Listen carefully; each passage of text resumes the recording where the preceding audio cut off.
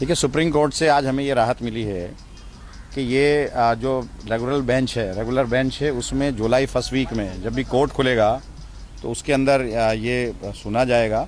और तब तक जो भी लोग हैं जिन लोगों पर ये ख़तरा मंडरा रहा था उनको कहा गया कि वो पीएम उदय में या जो भी वो रिलीफ ले सकते हैं वो ले लें, और अपनी एप्लीकेशन जिस तरह से पीएम उदय में और दूसरे लोग उसमें कवर हो रहे हैं उस तरह से इन लोगों को भी अपना इंडिविजुअल एप्लीकेशंस देनी है और उसमें हम लोग भी अपनी तरफ से पूरा देंगे।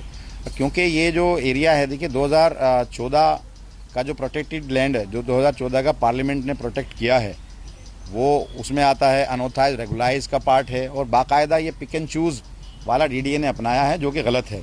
क्योंकि मैं वहाँ विधायक हूँ और मैं जानता हूँ कि ये मेरा पूरा इलाका 40 साल से ज़्यादा इसको बने हुए, और 2014 में तो पार्लियामेंट से प्रोटेक्ट किया कि जो भी कॉलोनीज़ बन गई हैं और अनऑथराइज रेगुलाइज हैं और उसके अंदर जो भी कंस्ट्रक्शन है उस तक को प्रोटेक्ट किया।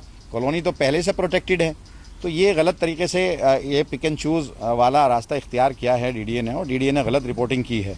तो उसी चीज़ों को देखते हुए हम यहाँ सारे फैक्ट लेकर के आए थे। इसमें 3 चीज़ें हैं। एक तो पीएम उदय वाला है, पीएम उदय वाले में हम कवर्ड होते हैं। दूसरा अनऑथराइज रेगुलाइज का पार्ट है।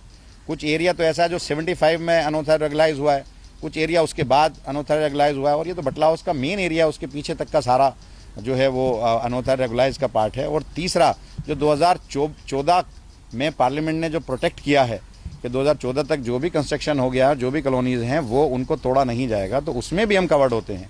तो गलत कर रहा है डीडीए, और उसके लिए हम लोग आए हैं और हमें पूरी इसको जुलाई में सुना जाएगा, जो रेगुलर बेंच सुनेगी, और उसमें हमें पूरी राहत मिलेगी।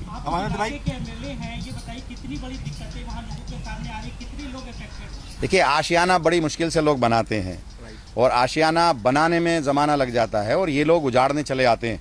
मैं इनसे पूछना चाहता हूँ, ये कैसे तय करेंगे कि मैं अनऑथराइज रेगुलाइज का पार्ट नहीं हूँ, या 2014 में जो प्रोटेक्ट किया पार्लियामेंट ने उसका पार्ट नहीं हूँ, या जो पीएम उदय है उसका पार्ट नहीं हूँ। ऐसा तो हो नहीं सकता कि एक मकान पीएम उदय में आता है, एक मकान सेव होता है, 4 मकान नहीं होते, फिर 4 मकान सेव होते हैं, एक नहीं होता।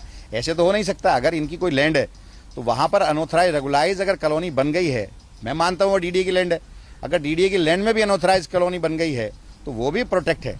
अब से पहले बहुत सारे तमाम केसेस में कोई ना कोई लैंड किसी ना किसी एजेंसी की रही है, तो वो जो जीएनसीटी एक्ट है उसके अंदर तो हम लोग प्रोटेक्टेड हैं पूरी तरह से, और डीडीए ने गलत बयानी यहाँ आकर के की है। अगर इन लोगों को तभी नोटिस इशू हुआ होता तो ये सब नौबत नहीं आती। क्योंकि मैं विधायक हूँ, मैं जानता हूँ सारे नक्शे हमारे जो हैं सरकार के हैं, और सरकार ने सब चीज़ों को प्रोटेक्ट किया है। अनऑथराइज रेगुलाइज का पार्ट है, तो ये गलत कर रहा है डीडीए।